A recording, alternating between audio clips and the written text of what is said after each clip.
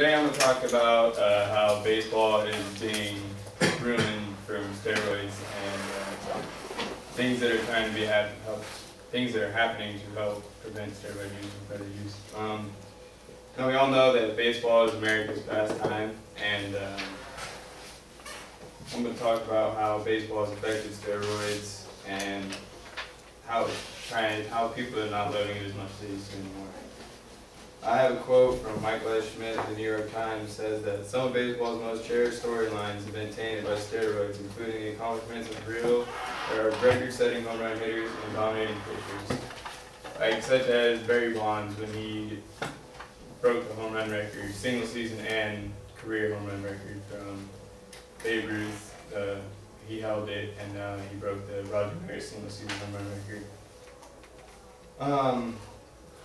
Probably one of the only things I agree with George W. Bush ever said was, he said that the use of steroids in baseball is dangerous. It sends the wrong message that there are shortcuts to accomplishments and that performance is more important than character.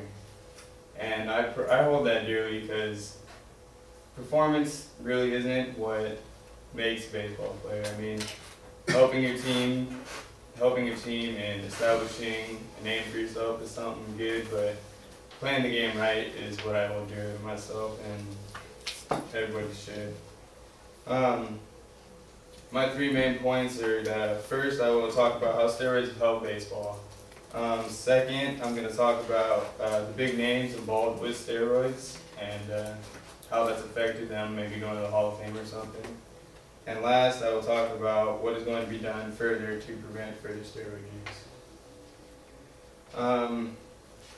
Now, everybody likes the long ball in Major League Baseball. I mean, everybody likes the home runs. Everybody says it's the most exciting play in baseball. But I got a quote from Josh Kurz, an esports article writer, says that, in my mind, a home run is still the most exciting play. I still feel in awe whenever I see a 450-foot home run. And everybody has established that people with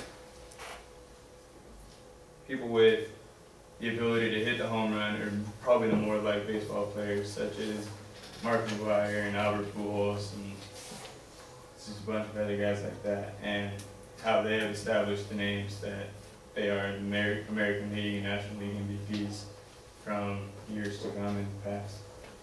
My second main point, I'm going to talk about names that have been established with steroids and how that has affected their careers. There's three big names that have been linked together with steroid use, all because of one man, Jose Canseco, wrote a book in 2006. It's called Juiced, and he has linked Mark McGwire and Rafael Palmeiro with, he says that he has personally injected these two players with steroids. And there's been other reports that have come out. There's been the Mitchell report that has talked about big names that are in there. There's a report in 2003 that was supposed to remain anonymous, but that report came out.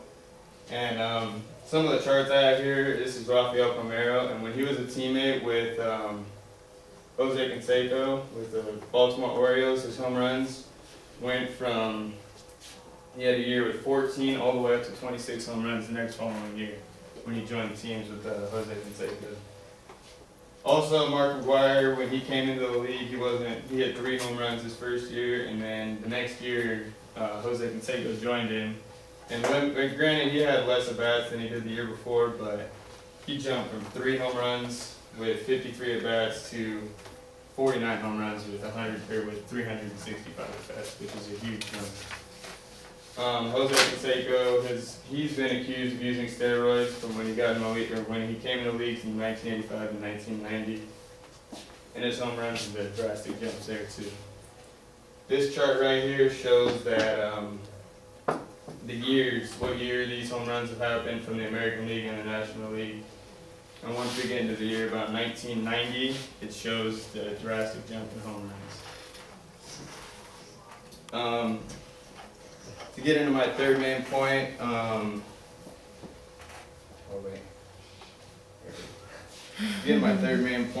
Senator John McCain said that Congress would get involved with the will get involved if a more stringent system was not put into place after the year, at the first of the year of 2010. There has been stated that the Senate and everything and the judicial branch have become a part of the steroid system. It's not very stringent yet because the season has not started yet. The season starts next month, but there has been talk that they're getting involved and they're having mandatory drug tests for teams and team owners having to put these drug tests in place. Today I talked about how steroids have helped baseball, how steroids, or the big names tied into steroids, and lastly I talked about what is being done to prevent further steroid use. I hope I've informed you how these steroids have affected baseball and how they have further kind of helped, but mainly how it has affected it.